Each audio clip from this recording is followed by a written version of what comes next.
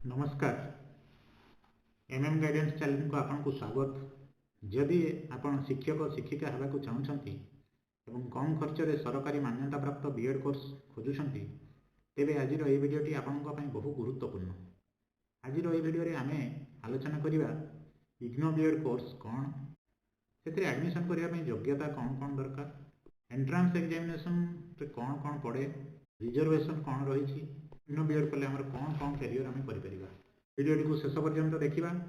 Channel प्रथम थर देखुं तेज बर्तमान ही सब्सक्राइब करनी, सब्सक्राइब कले यहीपरि इनफर्मेशन प्रथमे पाइबे।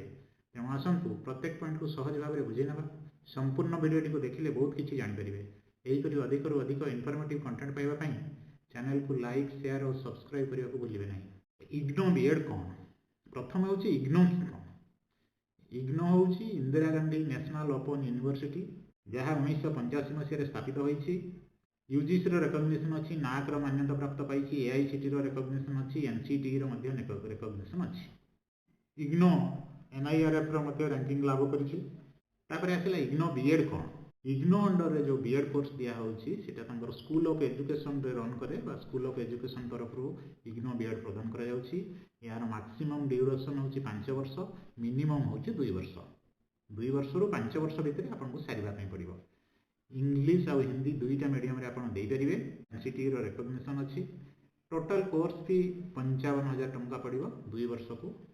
एथिरे बीएड कले आपन सरकारी स्कूल, बेसरकारी स्कूल, केंद्रीय विद्यालय, नवोदय विद्यालय एहीपरि सबु जगह आपन शिक्षक होई परिबे। एनसीटी द्वारा जेहेतु मान्यता प्राप्त यह संपूर्ण भारत में चारिड़े वैध। ताले इग्नो बीएड करने हमको कौन कौन एलिजिबिलिटी थिबा दरकार बा योग्यता कौन कौन दरकार।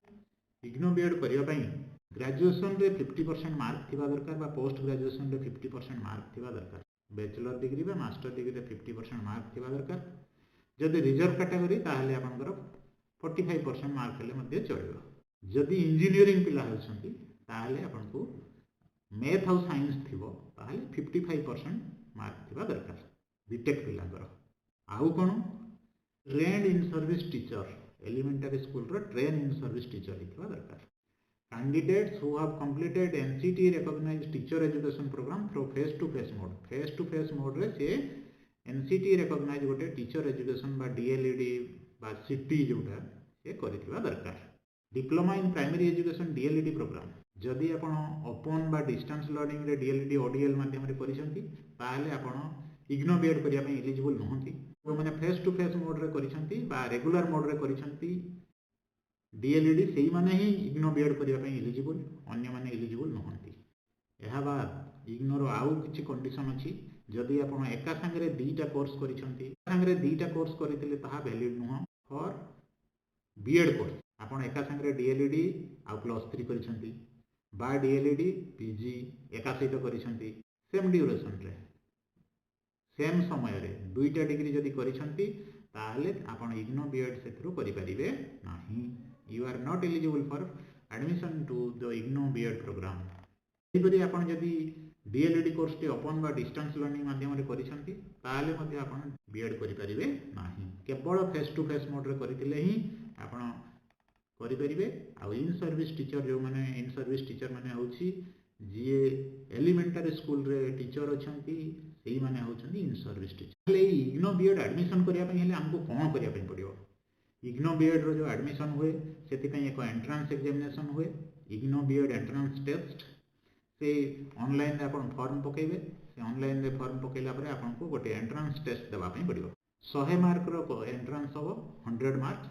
सेथिरु जनरल इंग्लिश रो 10 number, logical and analytical reasoning 20 number, education and general awareness 25 number, teaching and learning and the school 25 number.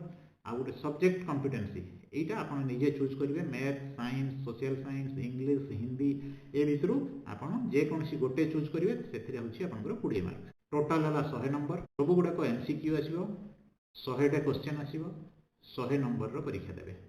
तार ड्यूरेशन होछि 2 घंटा। 2 घंटा भितर 100 टी एमसीक्यू क्वेश्चन आसीबो। ए 100 क्वेश्चन को आपण आंसर देबा में पड़िबो। ताहले एथिरे मार्किंग केमिति हेबो ना प्रत्येक क्वेश्चन ठीक कले गोटे मार्क, भूल कले मार्क मिलिबो नाही, नेगेटिव मार्किंग नाही। से अनुसार निजक प्रिपेयर करूँ प्रिपेरेसन आरंभ कर दिंतु जे 100 नंबर आप केते पर्यंत जापे ये एडमिशन रे रिजर्वेशन रही government of India reservation policy use करा फॉलो करा कौन कौन schedule tribe schedule caste OBC EWS PWD मानक रिजर्वेशन मिलूँ कोर्स फी तो मुझे आगुरी कही सारी 55,000 टंका देवाई पड़ो ये जो एंट्रांस एग्जामिनेशन होची से एंट्रांस एग्जामिनेशन बहुत कम सीट फ्लेक्सिबल स्टडी जेहेतु फ्लेक्सिबल लर्निंग रही जो मैंने टीचिंग लाइन रे अच्छा ऑलरेडी इन सर्विस टीचर अच्छा गोटे बेस्ट माध्यम टू एक्वायर हायर डिग्री जो मैंने डीएलईडी सीटी कर बीएड करने गोटे अपूर्व सुजोग बा सुवर्ण सुजोग बोली कहले अत्युक्ति हम ना कहीं चाकरी सहित पाठ जदि भल से प्रिपेयर हे एंट्रांस में प्रिपेयर हेले जदि आप एंट्रांस क्वालिफाई करगले ताहले ओडिशा भितर रही आपंकर नियर बाय जेकोसी स्टडी सेंटर रे आपण कोर्स करें बीएड 2 वर्ष रु 5 वर्ष भितर आपको कंप्लीट करने पड़ो ये गत थर 2025 मसीह जो एडमिशन होता से अनरिजर्व कैटेगोरी 100 नंबर रो पिला हाईएस्ट कोर्स करते 91 एवं लोएस्ट थिला 81 यहाँ हूँ मेरिट रो ठीक से वेटिंग रो 81 रु 80 मात्र गोटे नंबर वेटिंग कमी था ओबीसी पिला 81 रु 76 जो मैंने से भितर रखी से मेरिट रे सिलेक्शन होते 76 तौक जो मैंने 74 भितर रखी से वेटिंग रे रखा एससी पिलांकर हाईएस्ट 81 लोएस्ट 74 एवं वेटिंग 74 रु 72 भितर जो मैंने रखी से वेटिंग रे रखा एसटी पिलांकर मेरिट लिस्ट रे जाइतला 72 सर्वनिम्न 80 रु 71 भितर जो मैंने रखी से मेरिट रे रखा एवं 71 रु 68 भितर जो मैंने रखी से वेटिंग लिस्ट रे रखा ईडब्ल्यूएस जो रही 10% रिजर्वेशन से ईडब्ल्यूएस रे 81 रु 72 भितर जो मैंने रखी से मेरिट रे पाइतिले 72 रु 66 भितर जो मैंने रखी से वेटिंग लिस्ट रखा पीडब्ल्यूडी कैंडिडेट जो मैंने पीडब्ल्यूडी कैटेगोरी से 80 रु 58 भितर जो मैंने रखी से मेरिट रे रखा एवं 57 रु 46 मध्य जो मैंने वेटिंग लिस्ट रखा कट ऑफ 2025 भुवनेश्वर रीजन भल भाव शुणु भुवनेश्वर रीजन ये हूँ कट ऑफ मार्क तेणु ताकू आखिया रखी आपठू प्रिपेरेसन आरंभ कर दिंतु सब्जेक्ट सब आसो जो थ्रू क्वेश्चन एंट्रांस आसो वर्तमान प्रिपेयर आरंभ कले slow and steady motion wins the race परीक्षा धीरे धीरे धीरे धीरे आप प्रिपेरेसन आरंभ करूँ निश्चित भाव क्वालिफाई करेंगे क्वालिफाई कले आपंकर क्वालिफिकेशन बढ़ी क्वालिफिकेशन बढ़ीगले आपको सेल्फ सैटिस्फैक्शन सहित बहुत किसी मिल आम इग्नो बीएड कले आम कौन कौन कैरियर अच्छे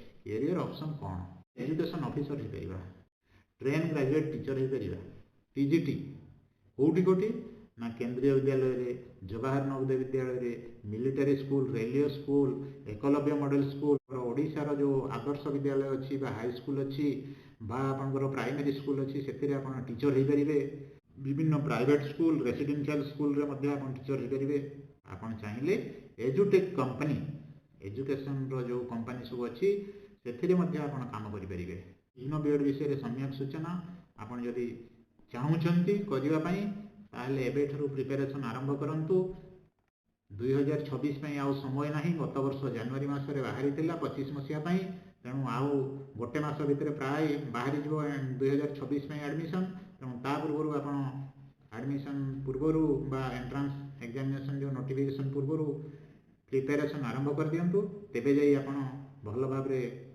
सिलेबस को सारी पारे पूर्व वर्षर क्वेश्चन सब अवेलेबल अच्छी से क्वेश्चन को प्रैक्टिस करंतु कौ टाइप क्वेश्चन आछि मॉक टेस्ट करंतु रेगुलर मॉक टेस्ट करी आपण निजको संपूर्ण भाव प्रस्तुत कर नियंतु जदि वीडियोटी भल लगिला ताहले लाइक करिया को भूलिबे नाही सांग मानक मध्यरे बा जो नियर डियर अछंती तांको मध्यरे शेयर करिवे शेयर कले सेमाने मध्य एतरु किछि सम्यक सूचना पाइबे आउ जदि चैनल को प्रथम थर आछंती ताहले सब्सक्राइब निश्चित भाव में करिवे सब्सक्राइब करने को आदौ कुंठाबोध करेंगे नहीं। रहुछि धन्यवाद। जय हिंद।